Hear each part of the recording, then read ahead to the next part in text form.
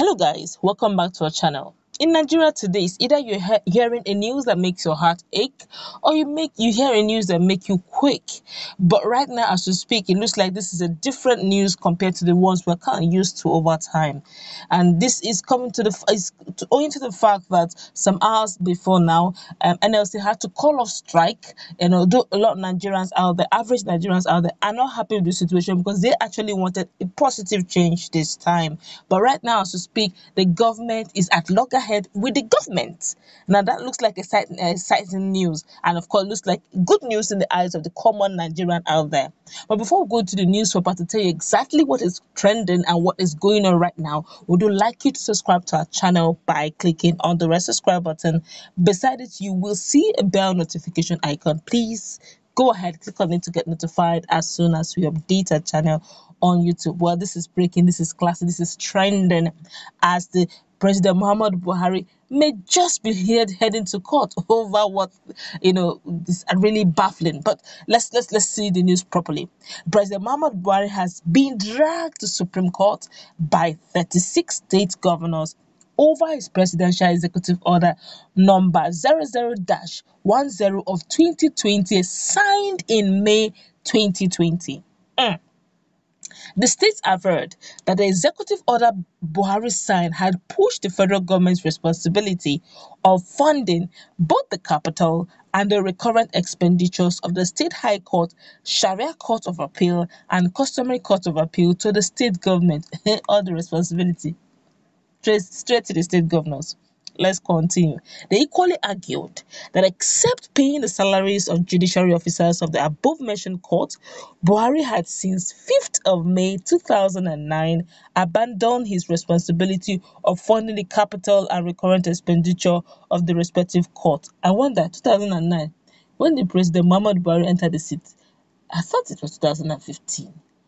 So when did he? I guess maybe we're looking at a typographical error here. Because if it's not a typographical error, then 2009, I don't think President Muhammad Buhari was still on seat as at then. But let's continue.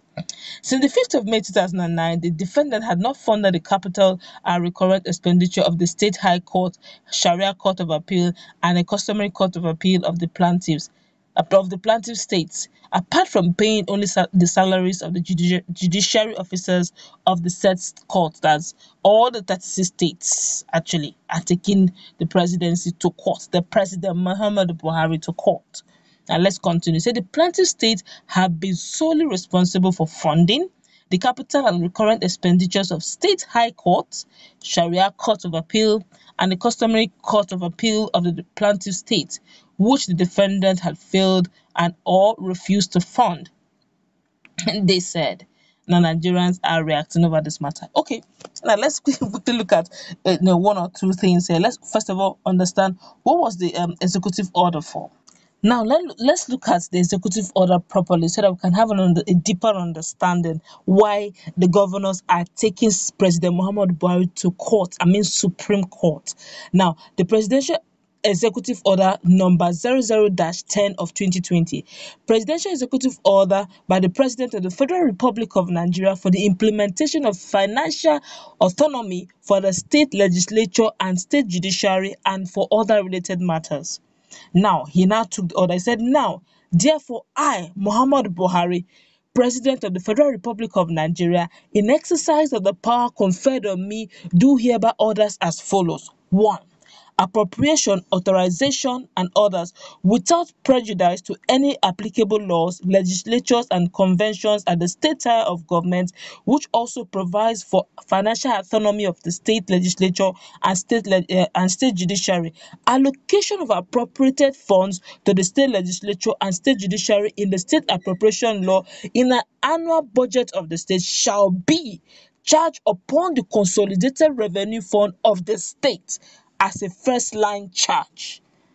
You now understand why the governors are getting all angry now. The second one now said, B, the Accountant General of the Federation shall by this order, and as such any other orders, regulations, or guidelines as may be issued by the Attorney General of the Federation and Minister of Justice, authorize the deduction from the source in the cost of federation account application from the money allocated to any state of the federation that fails to release allocation meant for the state legislature and state judiciary in line with the financial autonomy granted by section 121 subsection 3 of the constitution of the Federal Republic of Nigeria 99 as amended. And now went further. I said determination of the budget. Notwithstanding the provision of the existing law, convention, or regulation other than the constitution, every state government of the federation shall set up a committee from the commencement of this executive order comprising the Commissioner of Finance, Accountant General of the State, representative of the State Budget Office, chief registrars of the State High Court, Sharia Court of Appeal, and customary court of appeal, where applicable, the clerk to the State House of Assembly, and the secretary of the State Judiciary Service committee or commission, where applicable, determine and ascertain from the revenue profile of the state a workable budget for each arm of the state government based on the requests and needs of the accounting officers. And of course, the third one, the committee shall be given and accorded legal recognition in the various relevant appropriation of funds management laws of the state. Wow. Now let's look at this critically. Now, guys, you understand now why you see the state governors getting really angry. It has nothing to do with party difference. That's what we need in this country. Let's not be divided in party lines. Let's look at the general interest of all.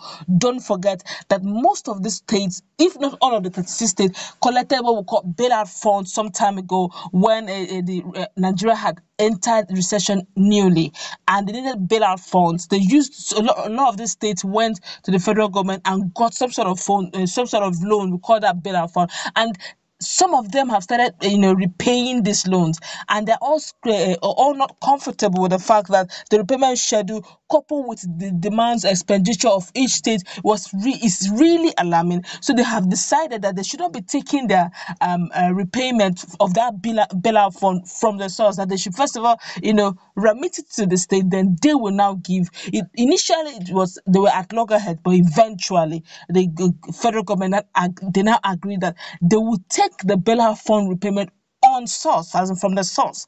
So whatever remains, they will now give them as their allocation money. Now, coupled with this, where they now push the overhead. Before now, the federal government, or rather the state governors, get to sign all the salaries and all that. Then from that allocation that they get, they now begin to give the state governor, they give the various arms of government within their state.